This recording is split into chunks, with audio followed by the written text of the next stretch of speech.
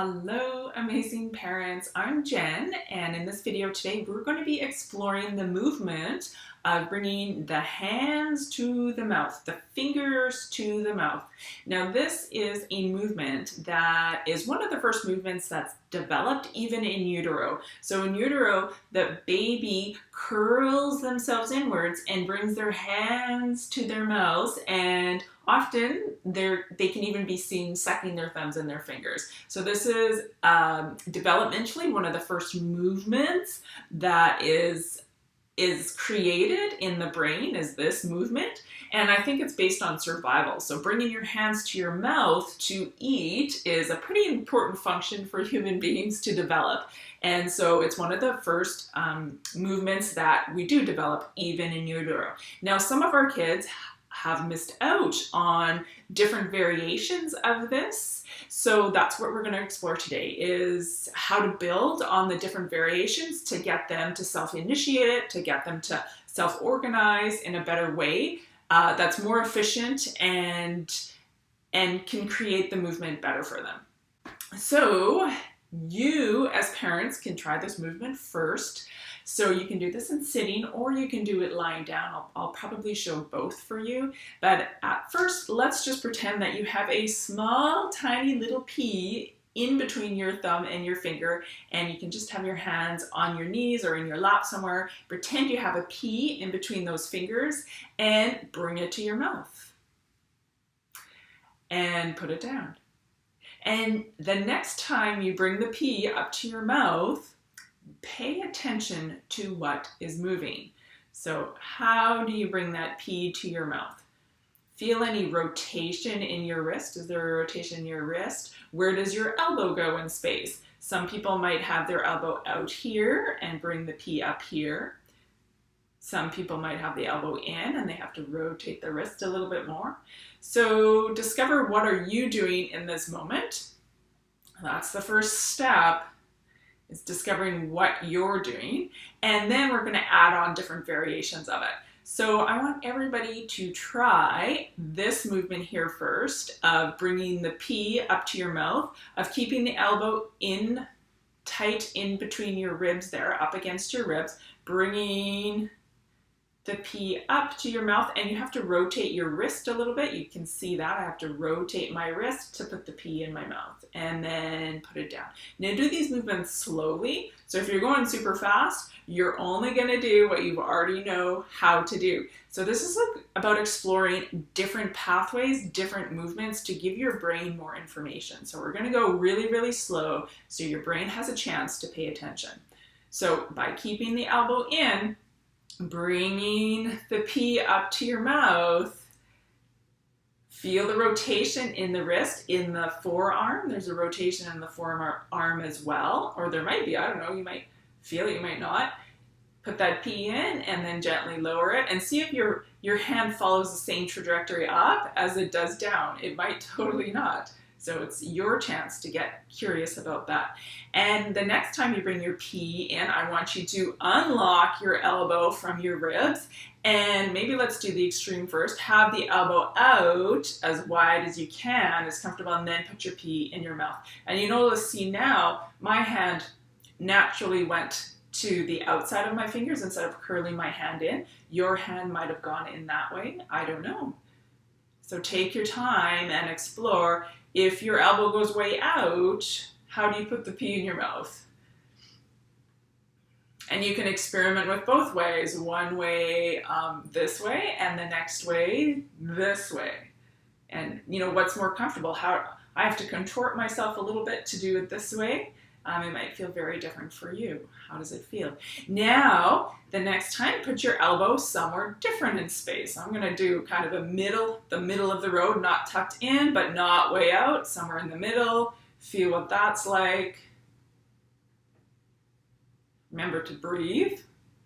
I'm going to keep trying different trajectories. I'm going to go up and over, and maybe I'm going to go down and up. So you can have fun with this, explore it, see what's comfortable for you. And the uncomfortable ones, so don't go to your max where it's painful, but the uncomfortable ones, kind of get curious about Why is it uncomfortable? So in this position here, I have to crunch my other side. I'm actually holding my breath and I'm tightening my chest to actually get it done. So that doesn't feel very comfortable. So I'm going to go back and explore the positions that are a little bit more comfortable for me. There you go. Okay, so now we're going to translate what we felt in our own bodies to our kids. So you can do this with your children. So I'm going to get my baby out and I'm going to just have her on my lap to start with. And you can just do hand over hand very, very slowly. Remember, this is very slowly. So we're going to meet our children where they're at and guide their hand to their mouth. Now you could be, I'll show you on me, you could have your hand over their hand to bring it up, or you could actually hold their wrist and bring their hand up to their mouth like this, or their elbow. The elbow would be a little bit hard, but kind of, don't have your hand locked in one spot and kind of force their hand to their mouth. Explore where your hand positioning is. So try one hand on their elbow, one hand on their wrist, bringing it to their mouth. Try one hand on their elbow, one hand over hand.